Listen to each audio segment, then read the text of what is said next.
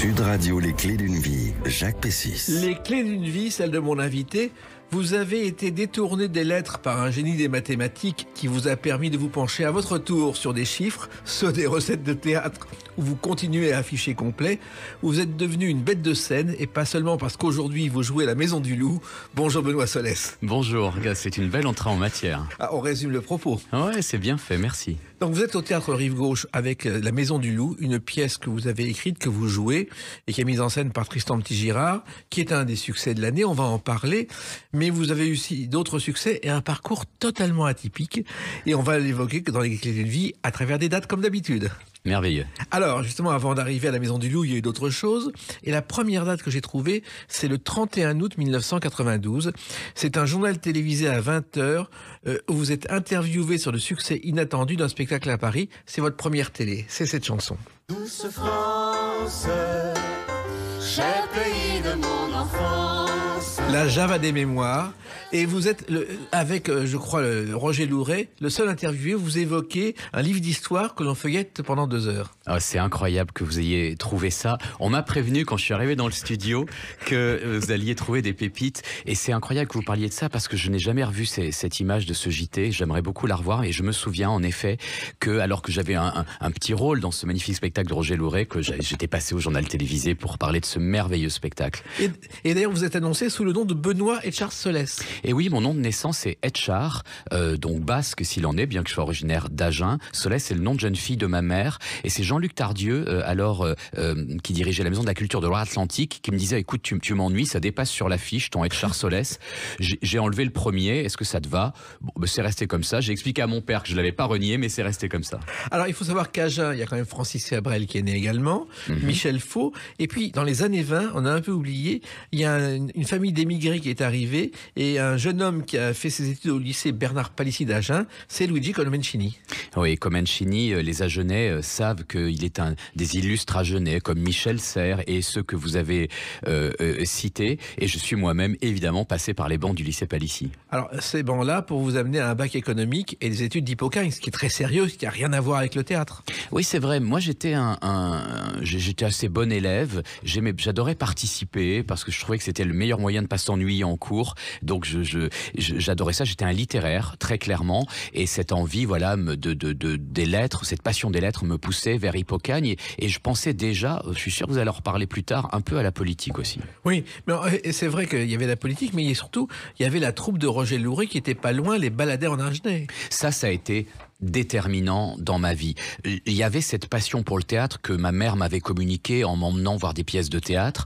Il y avait cette passion que j'avais du mal à comprendre, cette émotion qui me saisissait quand j'entrais dans le lieu théâtre, le rideau, les coulisses, ça me passionnait, je savais même pas dire pourquoi, mais c'est la troupe de Roger Louret qui a été pour moi l'occasion de venir d'abord prendre des cours de théâtre auprès de Marianne Valéry et puis grâce à Roger qui m'a donné ma chance dans ce spectacle dont vous avez parlé, La Java des mémoires. Mais comment êtes-vous arrivé là-dedans? C'était une envie, c'était un plaisir au départ? Il y a eu une succession de hasards. Vous savez comment c'est. Je suis monté sur scène un peu par hasard parce qu'il y avait un Antigone Danouille qui était monté par la troupe théâtre du collège d'Anglas et le garçon qui avait peur de se faire un peu huer par les copains a jeté l'éponge et moi je suis passé par là à ce moment-là et la prof m'a dit bah toi viens et je l'ai fait et puis ça m'a emmené dans le cours de Marianne, le cours des baladins en Agenais et c'est comme ça par un autre hasard parce qu'un comédien dans le cours à Montclar, là, le Saint des Saints, là où Roger Louret puisait parfois les jeunes talents, a pas pu faire le spectacle. Je l'ai fait en remplacement. Là encore, le destin qui pousse comme ça. Et Roger m'a repéré. Et ça a été vraiment pour moi le point de départ. Car au départ, c'était une troupe locale, on n'imaginait pas qu'elle viendrait à Paris, et les morceaux étaient des morceaux des années 30 qui intéressaient personne. Ce spectacle, il est né quand même de quelque chose qui venait de loin chez Roger, c'était une vraie connaissance, comme vous d'ailleurs, de la chanson française, et il y avait cet esprit-là au baladin. On faisait des cabarets, on jouait des pièces, on faisait des cabarets, on montait sur le piano, on chantait dans la salle de café du baladin, et donc assez naturellement, ce spectacle, qui est des bouts de chansons, mis comme ça, bout à bout, mais collé avec extrêmement d'intelligence pour raconter cette période, je crois, de la guerre. Et c'était extraordinaire parce que les gens, vous savez, le pouvoir d'évocation d'une chanson, et pour les gens, c'était vraiment merveilleux. Les gens étaient en larmes parce qu'ils avaient le sentiment de revivre leur vie, leur jeunesse. Il y a une chanson que tout le monde reprenait en chœur, c'est celle-ci. Tout va très bien, madame la marquise. Tout va très bien.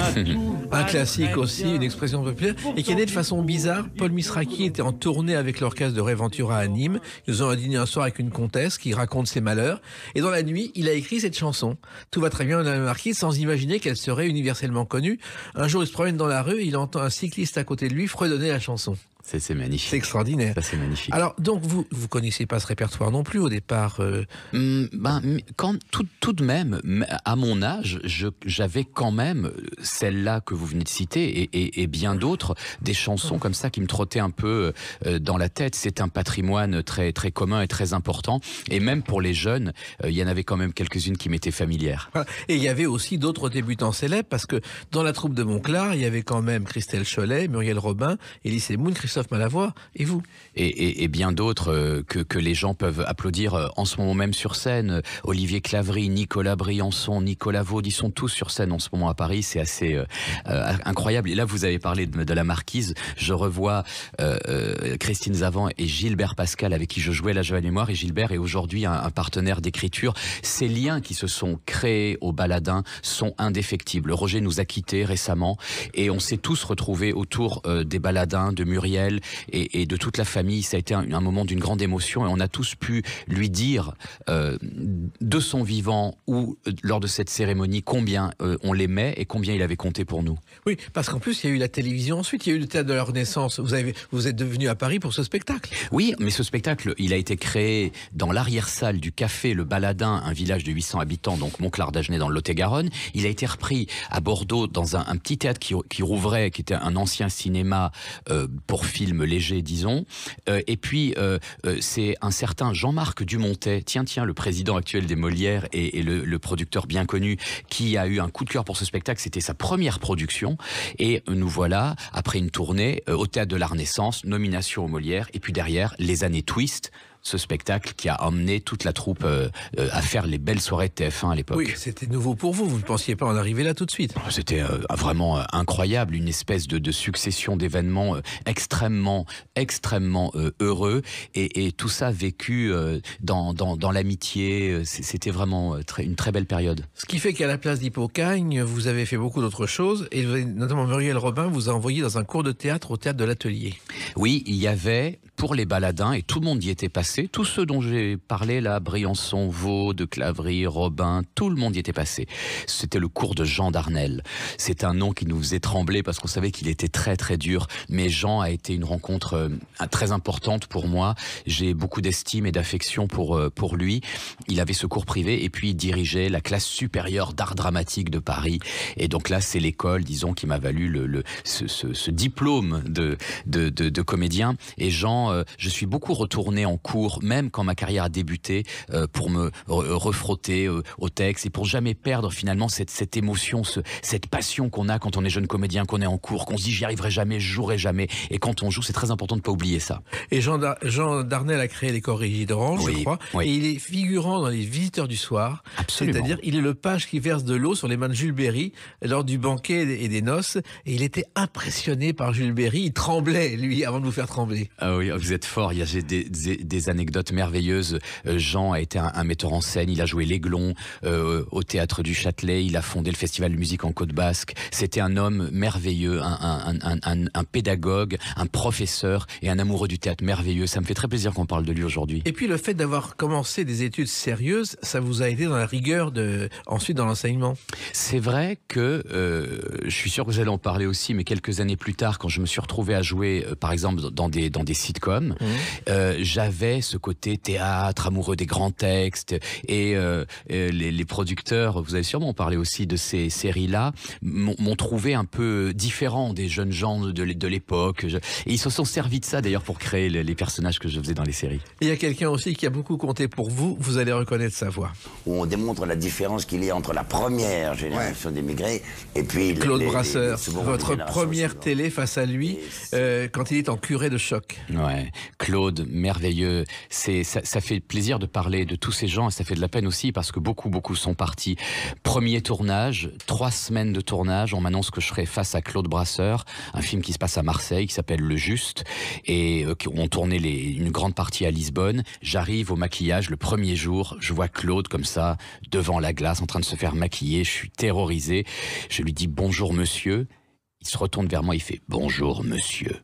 Oh, je me dis, mon Dieu, ça va être terrible. Il a été adorable, il a été d'une générosité merveilleuse. Il restait faire les contre-champs. Ça, il faut l'expliquer peut-être aux auditeurs. Quand vous tournez un film, on fait le champ sur vous, la caméra est sur vous, puis après la caméra se retourne et elle est sur le partenaire. Mais quand c'est la vedette qui est à l'image, bah, évidemment, le jeune comédien donne la réplique derrière la caméra dans une position souvent inconfortable. Mais quand c'est au tour du jeune comédien d'être filmé, c'est un assistant qui dit les lignes, le texte de la vedette qui est retourné dans sa loge. Claude restait toute la soirée, il donnait toujours la réplique avec un œil, une générosité et il disait cette belle phrase à propos du métier, c'est un métier qu'il faut faire sérieusement mais sans se prendre au sérieux. Oui, et Delon exactement c'est la même chose, il a toujours été dans le contre-champ pour aider les jeunes et ça c'est l'apanage des stars. Exactement, j'ai eu la chance de travailler avec des grands comédiens comme Brasseur, comme Galabru et le point commun au-delà de leur génie, de leur talent, c'est chez les très grands, c'est leur simplicité et leur générosité. Voilà.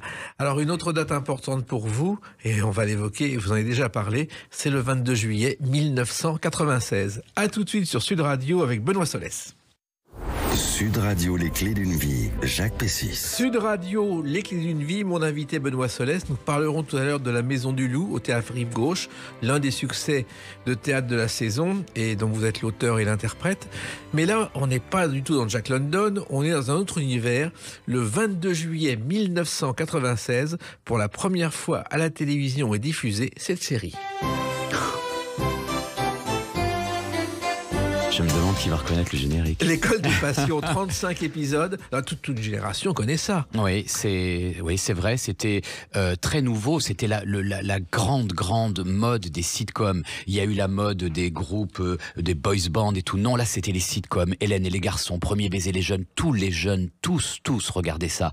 Et Jean-Luc Azoulay a l'idée, géniale, je trouve, de faire une série un peu plus subversive, un peu différente sur le monde du théâtre. Une espèce de classe du cours Florent, avec le côté théâtre, vraiment les répétitions, et évidemment les histoires d'amour. Et je suis engagé dedans. Et ça a vraiment été un moment très important pour moi. Et je crois que vous devez cet engagement à une rencontre dans un ascenseur. Oui, la directrice de casting, redoutée, célébrissime, qui avait derrière son bureau des comment on appelle ça, des photos là, des polaroïdes de tous les jeunes comédiens de théâtre d'ailleurs, qui me disaient ne fais pas ça, ne fais pas du sitcom, tu vas vraiment rater ta carrière et tout. Et quand je suis allé faire moi-même l'audition, j'ai vu qu'ils avaient tous leurs photos, qu'ils avaient tous passé l'audition, ça m'a fait rigoler. Et Aude, en effet, Aude Messéan, je l'ai rencontrée dans un ascenseur et elle m'a dit vous avez un visage intéressant, venez rencontrer Jean-Luc Azoulay. Et je dois beaucoup, tout comme je dois beaucoup à Roger Louret, je dois beaucoup à Jean-Luc Azoulay, parce qu'il a senti que je pouvais jouer un rôle particulier, entre guillemets le méchant, mais qui n'était pas le méchant, c'était un personnage torturé, ambigu, qui a vraiment séduit beaucoup le public et les gens m'en parlent encore, des gens m'écrivent encore en me disant ce rôle un peu de gothique décalé m'a beaucoup marqué et m'a accompagné dans ma jeunesse. Oui, et vous êtes devenu tout de suite populaire. Oui, c'est d'ailleurs je crois une des seules séries de Jean-Luc qui a démarré sur une chaîne, la première, et qui est passée ensuite sur la seconde avec un autre titre. Et puis c'est des souvenirs merveilleux parce qu'on a 24 ans, on tourne toute la journée, moi j'allais jouer en plus au théâtre le soir. Ça a été une expérience formidable. Parce qu'on tourne un épisode par jour pratiquement. Ouais, 26 minutes utiles par jour. Je peux vous dire que quand vous avez fait ça et que vous vous retrouvez ou sur une série TF1 ou a fortiori sur un long métrage de cinéma, c'est d'un luxe inouï parce que là-bas, je peux vous dire que vous n'avez pas la possibilité de rater beaucoup de prises. C'est-à-dire qu'il faut savoir son texte à l'arrivée et puis jouer une fois. Il faut savoir son texte. La première prise qui est correcte techniquement et qui n'est pas odieusement bafouillée est prise. Donc on se moquait beaucoup des sitcoms, du côté sirupeux, un peu gnangnan, tout ça. Mais c'était un exercice redoutablement difficile et c'était fait avec beaucoup de cœur.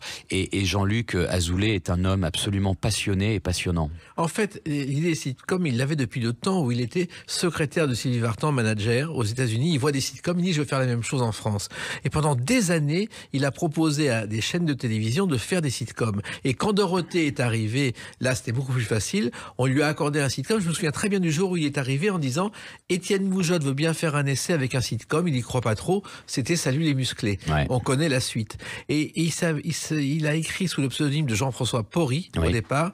Il avait déposé le nom de Jean-François Pourri à la SACEM, mais il y a eu une erreur de transcription. Ah oui, c'est une des nombreuses histoires incroyables. Et c'était vraiment ces studios à la Plaine Saint-Denis où une sitcom se tournait dans chaque studio pendant que Dorothée faisait ses émissions. C'était une espèce de ruche. C'était extraordinaire. C'était vraiment une ambiance extraordinaire. Et je pense aussi avec émotion à une personne qui s'appelle Emmanuelle Motaz, on la connaissait parce qu'elle chantait le générique de Premier Baiser. Emmanuelle aussi nous a quittés récemment et elle était scénariste pour toutes ces séries et c'était une grande amie, donc ça me fait plaisir de parler d'elle. Et à l'époque, elle a débuté en étant une fan de Dorothée. Oui. Elle venait pour l'habillage, pour l'aider et elle suivait la troupe. Et c'est comme ça que Jean-Luc Azoulay l'a repéré et qu'elle a commencé dans Premier Baiser. Ouais, c'est dire aussi le grand cœur et la générosité et l'œil de Jean-Luc. Alors Saint-Denis, c'était un quartier encore acceptable. C'était vraiment, l'immeuble avait été construit pour que il y ait c'était Hollywood pratiquement. Mais oui, c'était incroyable et tout le monde connaissait ces immenses studios, cette ruche incroyable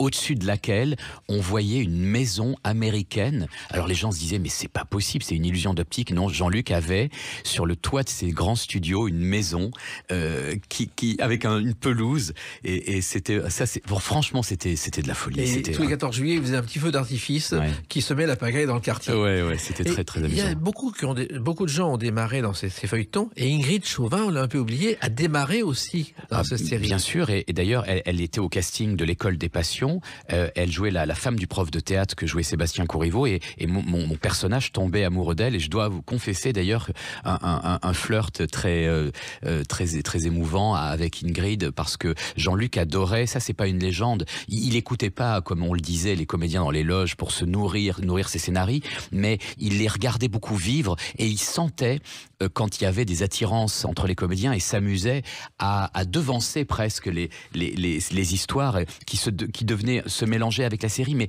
il le faisait parce que ça donnait aussi beaucoup d'authenticité à ces sitcoms. On s'en moquait, mais les jeunes sentaient qu'il y avait beaucoup de vérité là-dedans. Alors, il y a eu l'École des Passions, il y a eu une suite, Benoît Solès, il y a aussi Le Grec, qui est une série d'enquête de police, et Les Années Bleues, qui était la suite de Premier Baiser, et qui était un peu comme Friend. Et vous êtes même dans Les Vacances de l'amour. Oui, une fois qu'on avait mis disons qu'on était entré dans cette famille, Jean-Luc était un fidèle. C'est-à-dire que il aime ses comédiens et il aime les retrouver.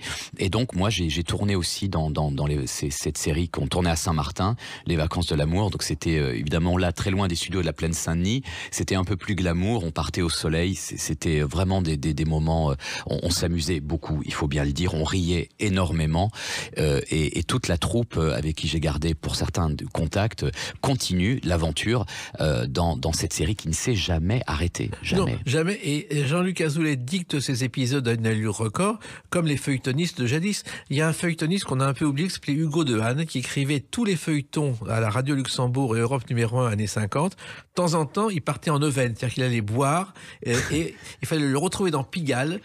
C'était pas facile parce qu'il y avait beaucoup de bars. Lui verser des litres de café pour qu'il continue la suite du feuilleton du lendemain. C'est un métier très particulier, le feuilletoniste. Mais oui, c'est incroyable. Et nous, quand je voyais la cadence de travail que c'était pour fournir ces images dont on parlait tout à l'heure, Jean-Luc avait à un moment, je crois, 10-12 séries en production en même temps.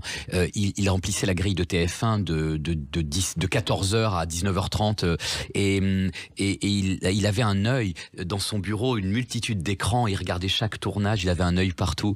C'est un génie, ce gars-là. Et puis, vous avez fait quand même quelques séries télé autres, plus sérieuses. Il y a eu Julie Lescaut, Alice Nevers, Boulard du Palais. À chaque fois, on vous appelait, comment ça se passait? Oui, c'est-à-dire que à l'époque, à cette grande époque des séries télé, il y avait les récurrents. Alors moi, je pouvais pas faire ça parce que j'étais tout le temps au théâtre et les gens disaient mais non, Benoît Solès, il est toujours au théâtre, il nous embête avec ça, on peut pas le libérer. Il faut qu'à 17h, 18h, il commence à suer, il faut qu'il parte parce qu'il dit qu'il va jouer au théâtre. Donc moi, je faisais des guests, c'est-à-dire que j'allais sur un épisode. J'étais souvent le suspect, le méchant ou qui était l'assassin ou pas. Et donc je suis passé comme ça dans ces années-là, dans toutes les séries télé de l'époque, avant maintenant de me consacrer plus entièrement au théâtre. Oui, au théâtre. Et puis vous avez une autre caractéristique, vous occupez de la maison de Jean Cocteau. Ça, c'est très particulier. Ouais, c'est vrai, ça s'est arrivé suite à un parcours étrange. C'est-à-dire que j'étais passionné de politique, comme on l'a dit tout à l'heure, quand j'étais ado, mais comme n'importe quel Français adore la politique et adore en discuter au café du coin. Mais la politique est venue à moi. Ça a été des rencontres comme Bertrand Delanoë, Nathalie Kosciusko-Morizet, et je suis actuellement conseiller régional d'Île-de-France, et à ce titre, je m'occupe beaucoup, alors paradoxalement pas du théâtre, parce que ça pourrait être en conflit d'intérêts, mais du cinéma et de la maison Jean Cocteau à Milly-la-Forêt, que je préside, et ça c'est vraiment, vraiment passionnant, parce que Cocteau est un de mes auteurs de prédilection, et quand j'ai démarré au tout début, je disais des monologues de Cocteau. Aujourd'hui, présider la maison, c'est une jolie boucle. Il faut savoir que cette maison a été restaurée après des années très compliquées, et la chapelle où repose Cocteau, à Milly-la-Forêt, c'est lui qui en a dessiné les murs. Absolument, elle s'appelle la chapelle des Simples. Les Simples, ce sont des herbes médicinales, et dans cette chapelle minuscule, toute simple, comme son nom l'indique, il y a sa tombe sur laquelle il a fait graver dans son écriture « Je reste avec vous ». Et on dit toujours qu'il est mort le même jour que Piaf, ce qui est une erreur. Piaf est morte le 10 octobre 63, mais on l'a transféré à Paris pour éviter une autopsie. Et lui, c'est en apprenant la mort de Piaf qu'il a eu une crise cardiaque et qu'il est mort le lendemain. Et oui, absolument. Il y a cette légende disons de la simultanéité des choses, mais ça s'est passé exactement comme vous dites, et on vient d'ailleurs de fêter, je crois donc si je ne me trompe pas, le 40e anniversaire de la mort de Jean Cocteau et donc d'Édith Piaf. Oui, et Jean Cocteau, qui sortait beaucoup, avait un mot, il disait Cocteau, le pluriel n'est pas cocktail. Oui. Car il avait l'art du bon mot, ce qui est plus très évident aujourd'hui. Et il a dit beaucoup d'aphorismes, comme on dit, j'espère ne pas me tromper en lui attribuant, mais c'est une phrase que je trouve très importante quand on est un artiste. Il disait, ou il écrivait, ce qu'on te reproche, cultive-le, c'est toi. Et un soir, pendant la guerre, il va voir le soulier de satin mis en scène par Jean-Louis Barrault à la Comédie Française, et il dit « Heureusement, il n'y avait pas la paire ». Exact, elle est pas mal celle-là. Une autre soirée très importante pour vous, c'est le 13 mai 2019. On en parle dans quelques instants sur Sud Radio avec Benoît Solès. Sud Radio, les clés d'une vie, Jacques Pessis. Sud Radio, les clés d'une vie, mon invité Benoît Solès. Nous parlerons tout à l'heure de cette maison du loup où Jack London est un personnage central au théâtre Rive Gauche. Et on revient au théâtre avec le 13 mai 2019. Bien sûr, soirée très importante que vous n'avez jamais oubliée. 4 Molières en une soirée. Oui, c'est une soirée qui a changé ma vie.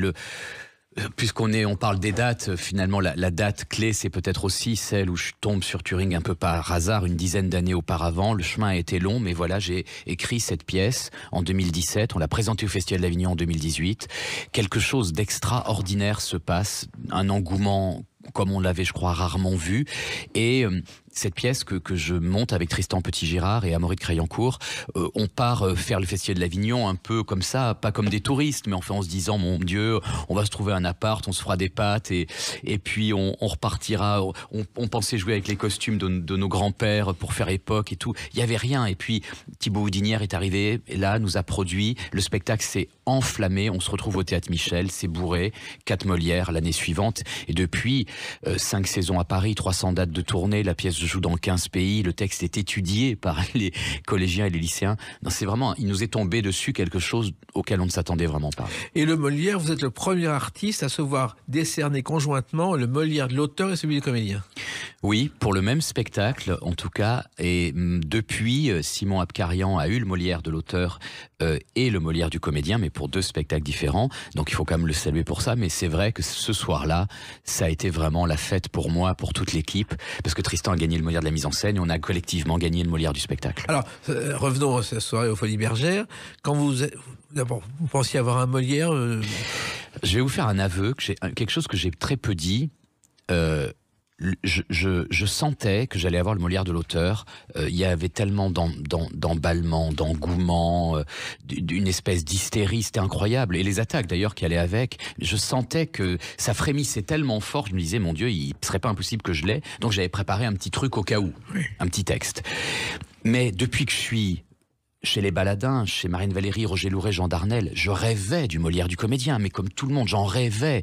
Et donc, j'ai 1000 fois, 2000 fois, j'ai fait des discours dans ma tête en marchant dans la rue ou en dormant. Et je vous jure que, étrangement, au moment où je suis nommé, la cérémonie arrive, le soir, on est là, on s'assoit et j'ai rien préparé. Je sais pas pourquoi, mon cerveau ne pouvait pas imaginer. Et après un suspense insoutenable où les présentateurs ont fait durer l'annonce 5 minutes, il y avait Lambert Wilson, Bernard Campan, Nicolas Briançon, comment pouvais-je gagner au milieu de ces comédiens-là? Et j'entends mon nom, et je me lève, et je n'ai rien préparé, alors que j'attends ça depuis 20 ans. Et qu'est-ce que je fais? Réflexe, mais idiot, heureusement ils l'ont coupé à la télé. Je vois dans l'allée le ministre de la Culture de l'époque, qui est Franck Riester, qui est un copain, et je fonce sur lui, et je lui fais une espèce de check, je lui serre la main, sous l'œil ébahi de Dumontet, qui se dit « mais qu'est-ce qu'il fabrique ?» Mais je fais ça pour gagner du temps, et pour me dire « mais il faut que tu dises quelque chose ». Et c'est pendant ces 10-20 secondes, je suis monté sur scène ensuite, et j'ai trouvé quelque chose à dire, mais c'est quand même étonnant. Oui, mais c'était une fois. Vous avez dû remonter sur scène plusieurs fois. Oui, et après on est remonté sur scène, Tristan est monté à son tour, et enfin on a gagné le Molière du spectacle. Et je dois dire que ça a été une soirée inoubliable. Et chaque fois qu'on vous appelait, qu'il fallait se lever, qu'est-ce qu'on ressent? On pense, ma famille était là, mon frère était là, ma mère était là, on pense à... Et alors non, je vais vous dire, c'est pas ça. On pense à pas tomber dans l'allée. On pense à pas se casser la gueule sur les marches. On pense à se tenir droit, à dire quelque chose d'intelligible, à pas fondre en larmes. On est vraiment dans la gestion parce que c'est très impressionnant. Il y a les lumières, il y a la télé, on est tous habillés, il y a tout le métier qui est là. C'est une soirée merveilleuse quand ça se passe bien, mais qui peut être aussi assez éprouvante. Alors, tout est né, je crois, lorsque vous travaillez sur une autre pièce et qu'un soir, vous vous intéressez à la symbolique de la pomme. Oui, c'est vrai. C'est incroyable. Pour une autre pièce, je pensais à la symbolique de la pomme et je suis chez Agnès Jaoui. Je lui ai d'ailleurs rappelé cette anecdote parce qu'elle est venue voir la Maison de Loup il y a quelques jours. Et elle me dit, mais je m'en rappelais pas. Je suis chez Agnès Jaoui. Elle prépare à dîner. Je crois me souvenir qu'elle fait un couscous. Et j'ai le souvenir qu'il était fort bon. Mais elle se lève quelques instants pour aller coucher les enfants. Et pendant ce temps, je tape sur mon portable symbolique de la pomme parce que j'étais en train de réfléchir à ma pièce. Et donc, je vois Blanche-Neige, Newton, que sais-je, Adam et Ève. Et je vois en bas de page Alan Turing. On est en 2008 ou 2009. Il n'y a pas eu ce film Imitation Game, Turing n'a pas été réhabilité, pas grand monde sait qui c'est.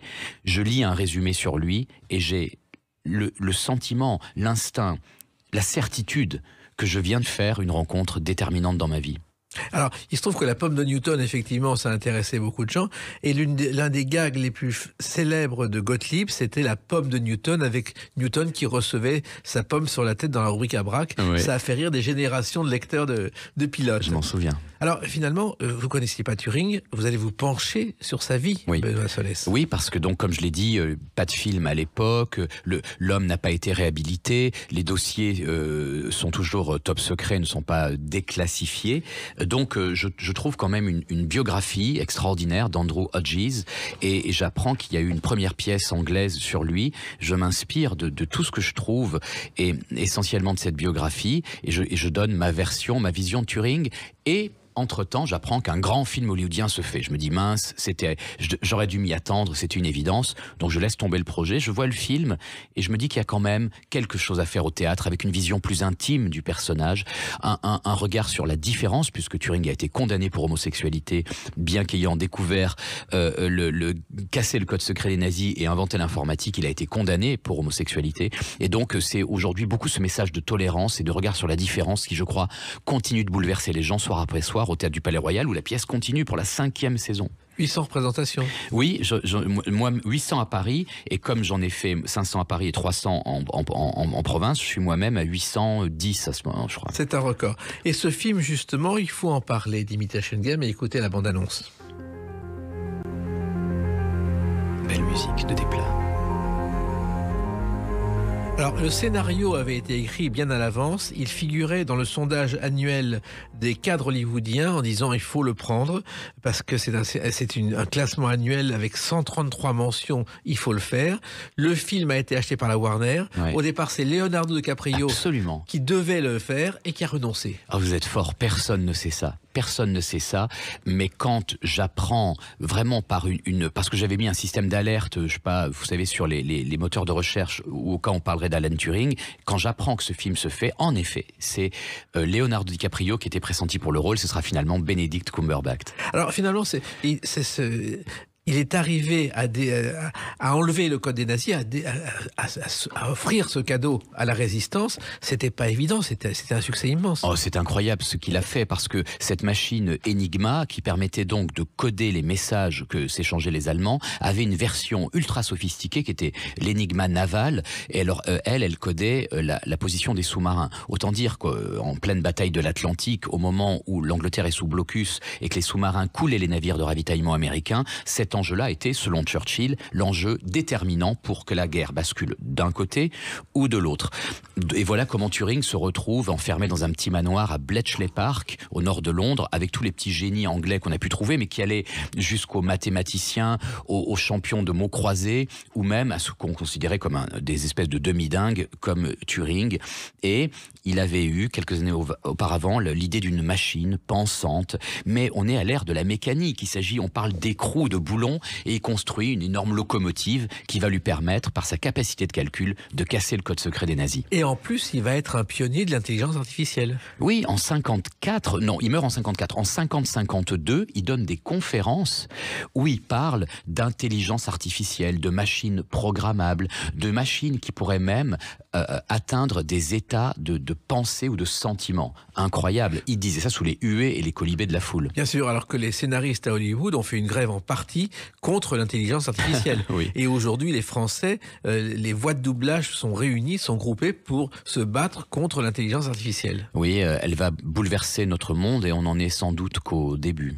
Alors, il se trouve que cette pièce, vous l'avez jouée de façon construite et courante maintenant, aujourd'hui, et vous avez fait appel à Tristan Petit-Girard, que vous aviez connu dans une pièce précédente. Oui, Tristan, c'est une longue histoire d'amitié. Il avait écrit une pièce, une comédie, qui s'appelle Rupture à domicile, dans laquelle il m'a engagé. On l'a joué avec beaucoup de succès, je l'ai joué 400 fois. Tristan a été nommé au Molière de l'auteur pour cette pièce. Il y avait Olivier Citruc et puis Anne Plantet. Tiens, Anne Plantet qu'on retrouve dans La Maison de Loup. Et ce parcours-là a vraiment solidifié notre amitié, et c'est donc très naturellement vers Tristan que je me suis tourné quand j'ai cherché un metteur en scène pour La Machine de Turing. Mais personne n'imaginait que ça aurait succès. Personne. On part faire Avignon, comme je le disais tout à l'heure, quasiment un peu les mains dans les poches. On sort d'Avignon avec des articles dans toute la presse, des salles archi pleines de boue, et la moitié des théâtres privés parisiens qui voulaient le spectacle. On se retrouve au Théâtre Michel, que la direction du Palais Royal venait d'acquérir, et ça a été un parcours qui continue encore aujourd'hui de façon extraordinaire. Un parcours au théâtre qui a commencé pour vous donc avec Jean-Luc Tardieu, oui. Lorsque vous avez joué des classiques. Vous avez commencé, je crois, avec La Folle de Chaillot et Le Marchand de Venise. Oui, c'est ça, Jean-Luc, ça a été un peu mes débuts après les cours de Darnel. Jean-Luc me repère dans La Java des mémoires de Roger Louret, et il dirige à l'époque la Maison de la Culture de Loire-Atlantique. Il monte des très grands spectacles, La Folle de Chaillot avec Madeleine Robinson, Le Marchand de Venise avec Michel Blanc, Isabelle Gélinas, et je fais une ou deux saisons là-bas, et je considère que Jean-Luc Tardieu, dont j'oublierai jamais les conseils, auxquels je pense souvent en entrant en scène, tout comme Roger Louret, Jean Darnel, Jean-Luc Tardieu fait partie des gens à qui je dois vraiment d'être où je suis aujourd'hui. Et dans La Folle de Chaillot, Benoît Noblesse, il y avait quelqu'un qu'on a oublié aujourd'hui, qui est Gérard Setti, qui était un roi du music-hall, qui était un transformiste génial. Il avait l'art de retourner sa veste dans le bon sens du terme. Il confectionnait avec sa veste, les chaussettes et les chaussures, mais des dizaines de personnages. Oui, c'était un personnage, d'abord un homme extrêmement gentil, merveilleux, très discret, et il avait ce qu'il appelait son numéro. Et un jour, Jean-Luc Tardieu nous dit, venez tous dans la salle un peu plus plus tôt parce que Gérard va nous faire son numéro. Et c'était incroyable, je crois qu'il ne l'avait pas fait depuis des années, mais avec un costume et une espèce de sacoche, il se transformait, il faisait un numéro vraiment extraordinaire. Et ça, c'est un merveilleux souvenir. Il y avait dans cette troupe de la Folle de Chaillot des artistes merveilleux, mais vraiment, moi j'étais un jeune comédien terrorisé. Je me rappelle, j'étais habillé en groom, en Spirou, j'avais 2 lignes, je devais rentrer en vélomoteur, je n'avais qu'une peur, c'est que ce vélomoteur cale en entrant sur scène. Et Madeleine Robinson était impériale. Et puis vous avez joué aussi des classiques au Théâtre 14 avec Emmanuel de Chartres. Alors ça a été Cyrano, ça a été beaucoup de choses. Là, ça a été aussi 7 spectacles. Oui, disons que dans les personnes à qui je dois beaucoup, je pourrais pas ne pas citer Emmanuel de Chartres et le Théâtre 14, théâtre du 14e arrondissement, un théâtre municipal, un théâtre de quartier. Et Emmanuel a fait vraiment là-bas une programmation extraordinaire, où beaucoup d'ailleurs dans ce théâtre public faisaient des spectacles qui passaient dans le privé et qui gagnaient des Molières. Emmanuel m'a fait confiance, m'a beaucoup programmé dans son théâtre, et j'ai gardé avec lui des liens indéfectibles d'amitié et de reconnaissance. C'est dire votre parcours entre les sitcoms, la Java des mémoires et maintenant la Maison du Loup qu'on va évoquer à travers une autre date, le 14 septembre 2023. A tout de suite sur Sud Radio avec Benoît Solès.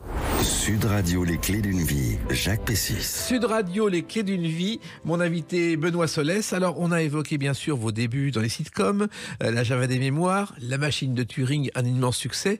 Et là c'est reparti pour un succès, puisque depuis le 14 septembre 2023, vous jouez au Théâtre Rive Gauche du mercredi au samedi et le dimanche, une pièce qui s'appelle La Maison du Loup. Et La Maison du Loup, c'est celle de Jack London. Exactement, c'est le nom de ce ranch incroyable, de la maison de ses rêves, qui consacre aussi sa célébrité et sa fortune, et qu'il se fait bâtir sur les hauteurs de San Francisco, dans la vallée de la Sonoma, que je suis allé voir cette maison magnifique. Et c'est aussi une maison dans laquelle il va se sentir un peu, tout d'un coup, un vertige. Il a tout réussi, il est arrivé au sommet, donc il n'a plus le matériel, il n'a plus la rage d'écrire, et c'est comme ça qu'on le découvre, et c'est comme ça que sa femme décide de réagir, et c'est là que la pièce commence. Alors, cette pièce, l'idée est née pendant le confinement, lorsque vous aviez des envies de voyage, et que la seule solution, c'était de lire des livres. Oui, voilà, en fait, il y a un livre de Jack London, la pièce raconte la jeunesse de ce livre, il s'appelle Le Vagabond des étoiles, et il est très étonnant dans l'œuvre de Jack, parce que Jack, c'est Cro-Blanc, l'appel de la forêt, Martin Eden, c'est-à-dire les loups, les chiens, les expéditions, le Grand Nord, ou les grandes croisières, et là, on parle d'un détenu qui est enfermé dans une cellule de 5 mètres carrés, soumis à une torture abominable qui est celle de la camisole de force, et qui arrive à s'en échapper par le pouvoir de son esprit, c'est-à-dire l'auto-hypnose et le voyage astral. Ce roman est très très étonnant dans l'œuvre de Jack. J'ai voulu en savoir plus et j'ai découvert que le personnage avait réellement existé et qu'il était venu raconter sa vie à Jack London. C'est ce que la pièce met en scène. On ne sait rien de cette rencontre, donc moi je l'imagine. Il n'y a pas d'extrait de texte de Jack London dans la pièce, à part 2 citations, mais j'imagine comment Charmian London, la femme de Jack, sentant, comme je le disais, que son mari en perd de vitesse, convoque ce prisonnier à peine sorti de prison pour que Jack retrouve l'étincelle créatrice. Alors, la panne d'inspiration, ça s'appelle le syndrome de la page blanche, mais ça s'appelle également la leucocélophobie. Je ne sais pas si vous le saviez. Ah non. Alors c'est effectivement quelque chose qui existe chez les auteurs, et en général on dit quand on a une panne d'inspiration, il faut aller voir ailleurs, chercher, et on trouve. Il y a plein de façons quand on est bloqué dans l'interprétation, dans l'écriture. Par exemple, on peut se dire comment aurait écrit un tel, comment aurait commencé un tel, et parfois il faut sortir simplement de soi, de la peur d'être trop soi pour se débloquer. Et puis après, quand on écrit, il faut essayer d'être pleinement soi, au contraire. Voilà. Donc là, vous êtes parti de cette idée et vous avez écrit une pièce où on prend son temps. C'est vrai, dans le théâtre actuel, et Turing en fait sans doute partie, donc je ne le renie pas du tout, on voit beaucoup peut-être l'influence de la télévision, notamment des séries télé qu'on peut voir sur Netflix, c'est-à-dire des choses très séquencées, avec de flashbacks, narration, je rentre, je sors, je suis ton père, je suis plus ton père, je suis le postier, je suis le...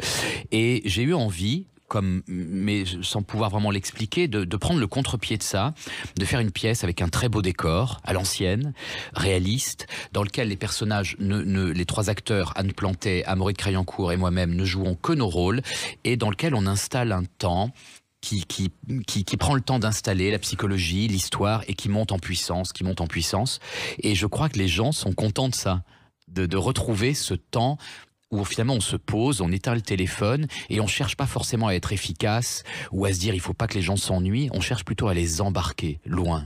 C'est ce qu'on essaye de faire dans les clés d'une vie, où on a 1 heure pour parler, ce qui n'est pas si fréquent aujourd'hui. Ah non, c'est un luxe inouï, ça, je vous en remercie. Alors, il se trouve que vous avez bien sûr repris Tristan Petit-Gérard pour la mise en scène, et il s'est adapté à ce principe. Oui, tout à fait. Tristan m'accompagne dès l'écriture, tout comme mes producteurs ou mon agent.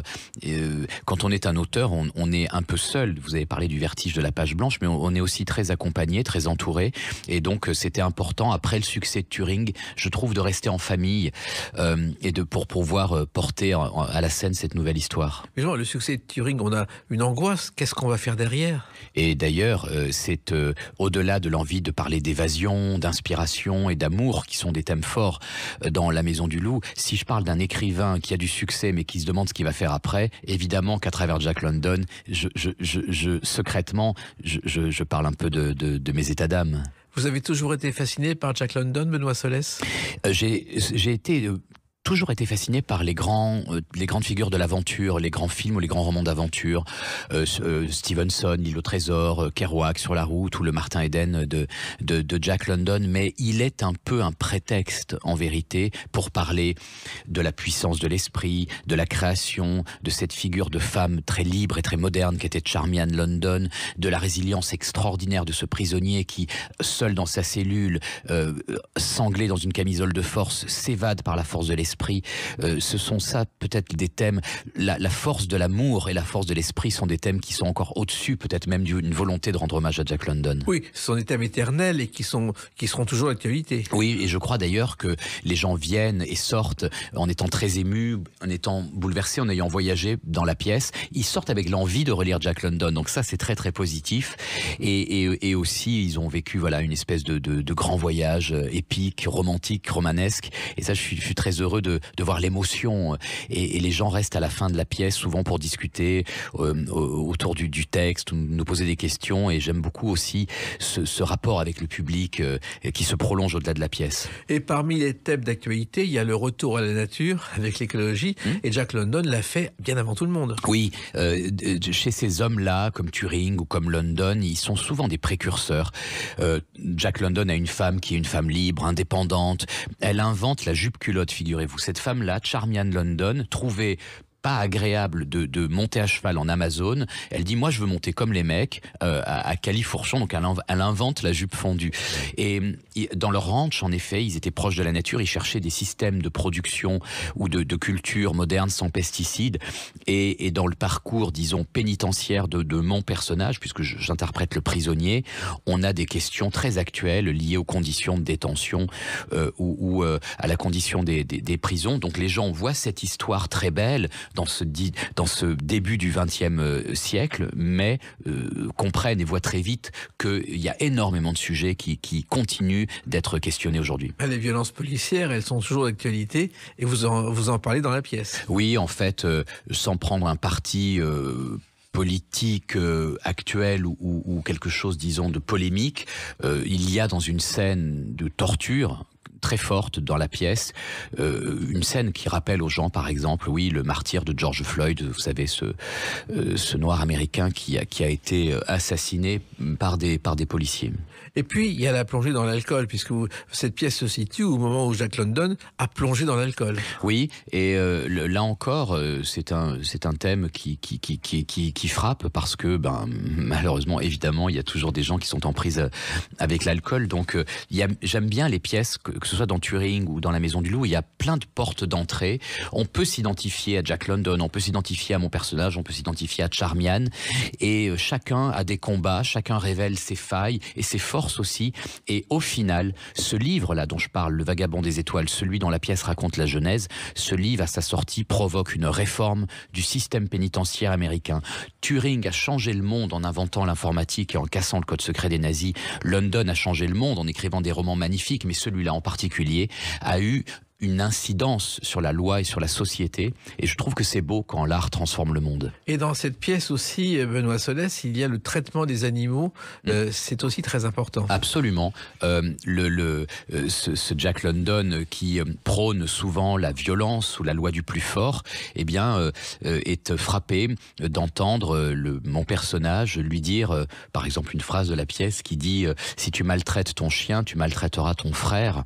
Et il y a voilà toute une métaphore liée aux animaux, parce que bien souvent la façon dont on les traite révèle ce que nous sommes. Et il a quand même écrit Cro-Blanc, qui est un classique pour les jeunes aujourd'hui. Oui, un livre magnifique. C'est incroyable, London, parce que il écrit L'appel de la forêt, qui est l'histoire d'un chien domestique enlevé et qui va retrouver la nature et ses instincts sauvages. Et à l'inverse, Cro-Blanc, l'histoire d'un chien sauvage qui va retrouver la vie domestique. Et il y a dans ces deux voies toute la complexité et je dirais même le paradoxe de Jack London, qui était à la fois le chien et le loup. Voilà. Il a écrit, je crois, 50 romans et il se faisait un devoir d'écrire 1000 mots par jour. Oui, il avait cette discipline d'écrire 1000 mots par jour parce que il fallait fournir, il fallait payer aussi les traites de la maison. Il y a souvent derrière tout ça des choses très pragmatiques. C'était un homme fort et fragile à la fois, et Amaury de Crayancourt l'interprète d'une façon absolument magnifique. Alors, il se trouve aussi qu'il y a un roman de Jack London, Martin Eden, je ne sais pas si vous le savez, c'était le roman préféré d'Edith Piaf. Ah. Elle l'offrait à tous ses amis et elle a dit à un jeune comédien qui venait chez elle, tu joueras un jour Martin Eden. Elle le surnommait Martin Eden, c'était Alain Delon. Incroyable. Il n'a jamais joué Martin Eden. Incroyable. C'est le regret de sa vie. C'est une très belle anecdote. Je vais raconter ça aux copains. Je l'ignorais. Et c'est un livre qui est un livre de chevet de beaucoup de gens, parce que c'est un récit initiatique, très proche de la vie d'ailleurs de Jack London. Et cette histoire, la vôtre, La Maison du Loup, se déroule justement entre chien et loup. Ah oui, ça c'est comme Jack London, on l'a dit, c'est l'appel de la forêt Cro-Blanc et toutes ces histoires de chiens et de loups. Il y a cette très très belle expression entre chien et loup qui parle de la tombée du soir, ce moment qui n'est plus le jour mais pas encore la nuit. Et toute la pièce se passe sur la terrasse de la maison des London, la maison du loup, entre chien et loup, c'est-à-dire à la tombée du soir, et entre le chien enragé que j'interprète, qui est cet idéaliste qui veut changer la société, et le vieux loup de mer un peu désabusé. Donc il y a une métaphore comme ça qui coule pendant tout le spectacle. Et cette expression entre chien et loup, elle daterait du 7e siècle. Elle désignerait en fait l'intervalle qui sépare le moment où le chien est placé à la garde du bercail et le moment où le loup profite de l'obscurité pour aller rôder alentour. Oui, exactement. Et ça se passe donc à ce moment de la fin du jour, qui est une heure très très belle et un peu mystérieuse aussi. C'est un rôle très difficile parce qu'il faut même si on va lentement, il faut se défoncer complètement. Il y a des moments très très durs dans cette pièce. C'est épuisant pour vous. Oui, le personnage que j'interprète est un infirme. Il a une attelle à la jambe. Marcher avec une attelle, ça provoque un boitement et quelque chose qui est assez pénible à faire pendant 1h30.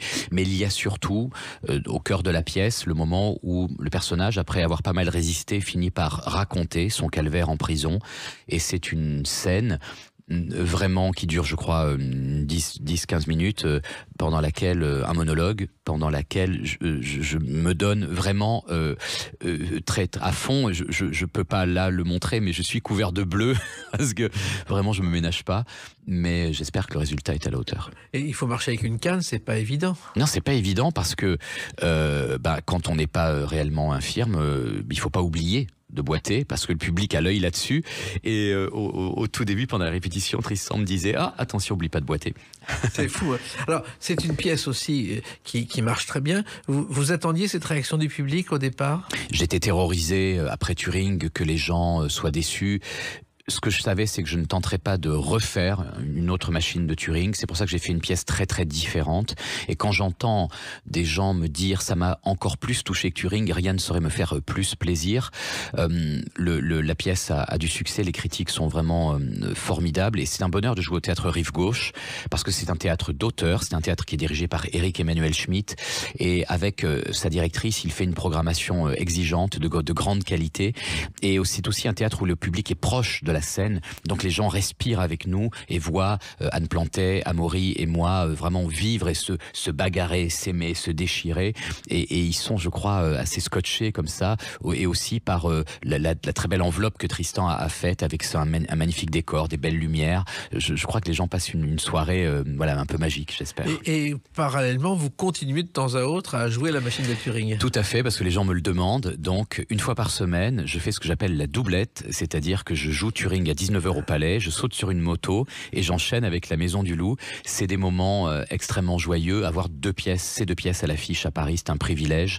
Et de pouvoir certains soirs les jouer toutes les deux, c'est un grand bonheur pour moi. Oui, mais c'est un bonheur épuisant. Oui, disons que ça demande un peu une vie de sportif. C'est-à-dire qu'il faut se surveiller physiquement. Mais on est parfois des espèces d'athlètes. Hein, c'est-à-dire pour la voix, pour le corps, il faut être à fond sur scène tous les soirs. Eh ben, vous l'êtes à fond. Alors, c'est du mercredi au samedi à 21h, une matinée le dimanche à 15h. Ça s'appelle La Maison du Loup, c'est au Théâtre Rive-Gauche.